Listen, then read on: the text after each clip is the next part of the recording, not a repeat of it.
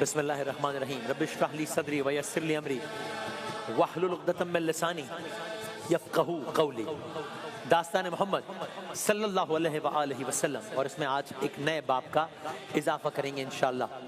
اور جس طرح ہم نے اس داستان میں الحمدللہ بہت ساری اور داستانیں بھی سنی اور بہت سارے پہلا سنا ہے، پہلی بیعت، پہلی دعوت، پہلی مخالفت، یہ سارا کچھ، پہلی ہجرت۔ آج ایک اور پہلے کی بھی داستان سنیں گے، لیکن پہلے ہم کل کی بات سے آگے بڑھتے ہیں۔ کل ہم کہاں تک پہنچے؟ سرکار دو عالم صلی اللہ علیہ وآلہ وسلم مدینہ منورہ آئے۔ جب آئے تو ان صداؤں سے ان کا استقبال ہوا۔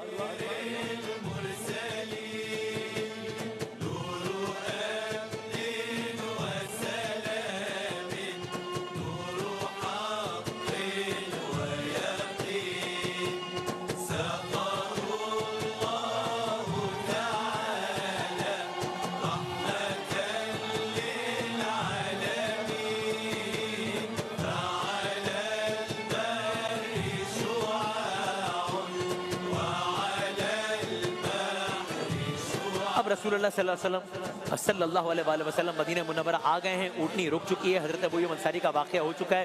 جس جگہ پر اونٹنی رکی ہے وہاں پر مسجد نبوی کی تعمیر کا آغاز ہوا ہے۔ اب داستان یہی سے آگے بڑھاتے ہیں۔ مسجد نبوی کی دیواریں اٹھ چکی ہیں، کھجور کے تنوں کے ستون سایہ دینے لگے ہیں۔ مدینہ کی فضا میں ایک عجب سکون اتر آیا ہے۔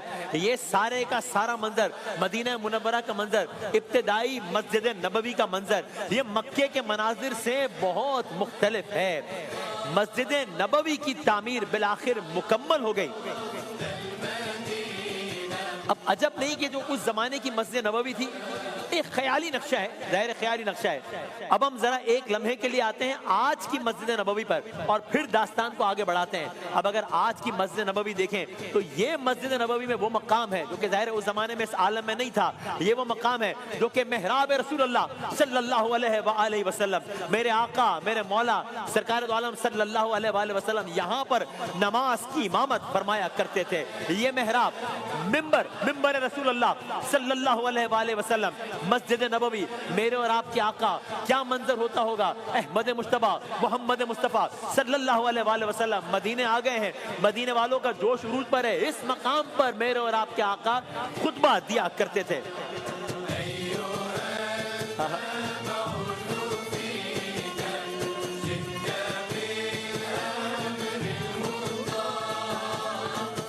یہ پھر مسجد نبوی کا ایک اور حصہ ہے، اسے اصحاب صفا کی جگہ کہتے ہیں یا اصحاب صفا کا چبوترا بھی کہا جاتا ہے۔ یہ کیا ہے؟ مسجد نبوی کی جب تعمیر مکمل ہوئی تو مسجد کے ایک حصے میں ایک سایہ دار چبوترا بنایا گیا جسے صفا کہا جاتا تھا۔ یہ جگہ ان صحابہ کے لیے تھی جن کے پاس نہ گھر تھا، جن کے پاس نہ مال تھا، جن کے پاس نہ اسباب تھا، جن کے پاس نہ خاندان کی سہولتیں تھی۔ وہ لوگ جو مکے سے ہجرت کر کے آئے تھے یا وہ لوگ جو بعد میں اسلام قبول کر کے مدینہ آئے تھے لیکن کوئی ٹھکانہ نہیں تھا، وہ یہاں رہتے تھے۔ تاریخ انہیں اصحاب صفا کے نام سے یاد کرتی ہے۔ وہ مقام یہ تھا۔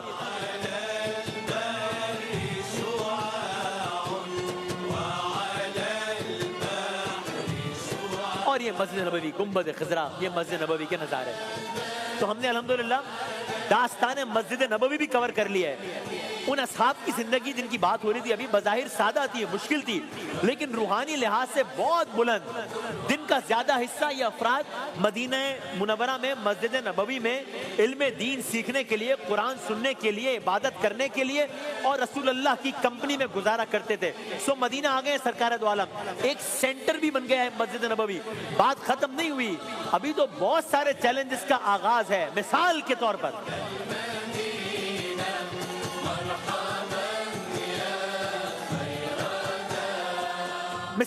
اب اتنے لوگ ہیں جو مکے سے مدینہ آئے ہیں۔ اب یہ مسجد نبوی ہے، مکے سے مدینہ لوگ آئے، جو لوگ آئے وہ ہجرت کر کے آئے، انہیں کیا کہا جائے گا؟ مہاجرین۔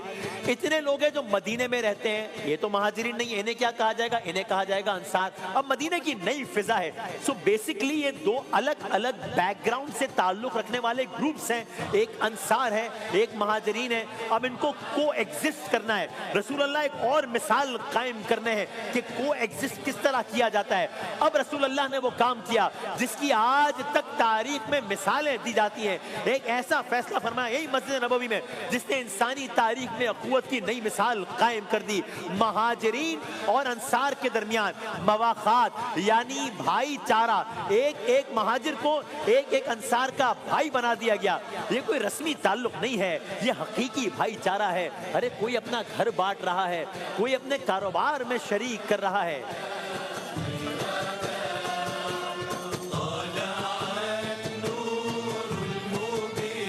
سب مدینہ تو آگے ہیں, مسجد نبوی بھی بن گئی ہے اور ایمان والوں کے درمیان رشتہ مواخات بھی طے پا گیا ہے.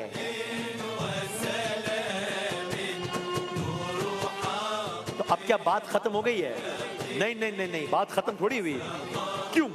اب دوسرے اینگل کی طرف آئیے. یہ سب تو مدینے میں ہو رہا ہے نا, وہاں مکے میں کیا عالم ہے؟ جنہوں نے اتنا ظلم کیا تھا, جنہوں نے اتنے ستم ڈھائے تھے, جنہوں نے اتنی شہادتیں جن کی وجہ سے ہوئی, مکے میں صرف ایمان والے تو نہیں رہتے تھے نا. اور اچھا پہلے مدینے کی بات کر لیتے ہیں. اب یہاں مدینے میں یہودی بھی رہتے ہیں نا, مدینے میں صرف یہ تو نہیں رہتے. اب ایک چارٹر بنا, ایک چارٹر آف مدینہ بنا یا میثاق مدینہ بنا کہ کس طرح مسلمانوں کو اور غیر مسلموں کو کو ایگزسٹ کرنا ہے. گویا اب ریاست مدینہ کا قیام ہو گیا ہے.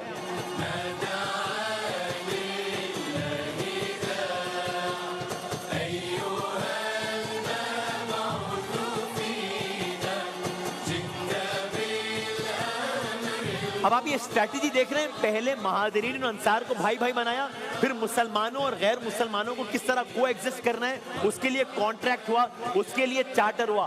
اب مسئلہ ختم ہو گیا؟ نہیں, ابھی تو مسئلے کے ایک نئے باب کا آغاز ہے. کیا مطلب؟ مسلمان تو مدینہ آ گئے ہیں, یہاں حالات بھی اچھے ہیں, تو یہ سب دیکھ کر جو ان کے دشمن ہیں جو کہ وہاں پر مکے میں بیٹھے ہیں, وہ کیا سکون سے بیٹھ گئے ہیں؟ Of course not. ان کو بلکہ یہ فکر کھائی جا رہی ہے کہ یہ کیا ہو گیا ہے, یہ کیا ہو گیا ہے. یعنی جس دین کی آواز ہم مکے کی گلیوں میں دبانے کی کوشش کر رہے تھے, آج مدینے کے چپے چپے میں اس کا چرچا ہو رہا ہے. جن محمد رسول اللہ صلی اللہ علیہ وآلہ وسلم کی آواز کو ہم مکے میں دبانے کی کوشش کر رہے تھے, مدینے میں ان کا اس انداز اور ان آواز میں استقبال ہو رہا ہے.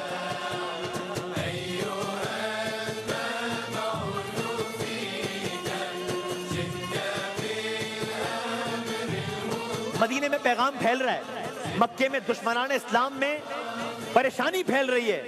یہ وہ صورتحال ہے کہ جس سچویشن میں اسلام کی پہلی جنگ کا ماحول بن رہا ہے. another first, پہلی جنگ ان داستان محمد صلی اللہ علیہ وآلہ وسلم. اب میں قصہ مختصر کرتا ہوں. معاملہ کیا ہے؟ مدینے والوں کو اب خبر ملی ہے کہ مکے سے ایک قافلہ ہے جو حملہ کرنے کی نیت سے چل پڑا ہے. اس لشکر کا عالم کیا ہے؟ اس میں 1000 جنگجو ہے, اس میں بہترین اسلحہ ہے, اس میں گھوڑے ہیں, اس میں زرہیں ہیں, اس میں طاقت کا غرور ہے. اس طرف کے لشکر کا عالم کیا ہے؟ یہاں پر 313 مسلمان ہیں, یہاں پر سادہ لباس ہے, یہاں پر محدود ہتھیار ہیں, لیکن یہاں پر دل ایمان سے بھرے ہوئے ہیں. بظاہر مقابلہ غیر مساوی ہے, لیکن یہ صرف تلواروں کی جنگ نہیں ہے, یہ یقین اور غرور کا ٹکراؤ ہے. یہ سارا واقعہ کب پیش آیا ہے؟ آج 18 رمضان ہے, کل 17 رمضان تھی. یہ واقعہ کل پیش آیا ہے, 17 رمضان 2 ہجری, بدر کا میدان. گھوڑوں کی ٹاپیں, لشکر کی ہیبت, یہاں تک کہ اب لشکر آمنے سامنے. اب اللہ جانے وہ رسول اللہ صلی اللہ علیہ وآلہ وسلم جن کے آپ نے مکے میں واقعات سنے, جن کا آپ نے شیعہ ابی طالب کا عالم سنا, جن کا آپ نے مدینے میں استقبال سنا, اب کیا کر رہے ہیں؟ اب رسول اللہ صلی اللہ لیڈر ہر کیپیسٹی میں لیڈ کر رہے ہیں. اب سرکار دو عالم صلی اللہ علیہ وآلہ وسلم میدان کا جائزہ لے رہے ہیں. اب رسول اللہ صلی اللہ علیہ وآلہ وسلم صفیں درست کروا رہے ہیں. اب رسول اللہ صلی اللہ علیہ وآلہ وسلم ہر صحابی کے چہرے کو ایسے دیکھ رہے ہیں جیسے ایک باپ اپنے بچوں کو آزمائش سے پہلے حوصلہ دے رہا ہے. کل جنگ ہونی ہے, بدر کا میدان سج رہا ہے. بدر کی یہ رات عجب خاموشی لیے ہوئے ہے, صحرا کی ٹھنڈی ہوا چل رہی ہے, لیکن مسلمانوں کے دلوں میں غیر معمولی کیفیت ہے. جانتے ہیں تعداد کم ہے, نظر آ رہا ہے وسائل محدود ہیں, دکھ رہا ہے کہ سامنے طاقتور لشکر ہے. اب اگلا منظر ہلا دینے کے لیے کافی ہے, اگلا منظر رلا دینے کے لیے کافی ہے. بدر کا میدان ہے, رات کا وقت ہے, کل جنگ چھڑ جانی ہے. لشکروں کی تعداد کے بارے میں آپ نے سن لیا. ایسے میں اللہ کا رسول احمد مصطفیٰ رسول اللہ کا یہ روپ بھی دیکھیے, محمد مصطفیٰ صلی اللہ علیہ وآلہ وسلم اپنے خیمے میں تنہا کھڑے ہیں, ہاتھ بلند ہیں, آنکھوں میں آنسو ہیں, آواز میں عاجزی ہے, آواز میں ایسی عاجزی ہے کہ دل پگھل جائے. رسول اللہ بار بار اللہ سے عرض کر رہے ہیں, اے اللہ یہ چھوٹی سی جماعت ہے, ہاں یہ چھوٹی سی جماعت ہے, ہاں سامنے بڑا لشکر ہے, لیکن یہ جماعت میرے مالک تیرے نام کی امین ہے. میرے مالک اگر آج وہ غالب آ گئے, اگر آج یہ مغلوب ہو گئے, اس زمین پر تیرا نام لینے والا کون رہے گا؟ اے اللہ اپنا وعدہ پورا فرما.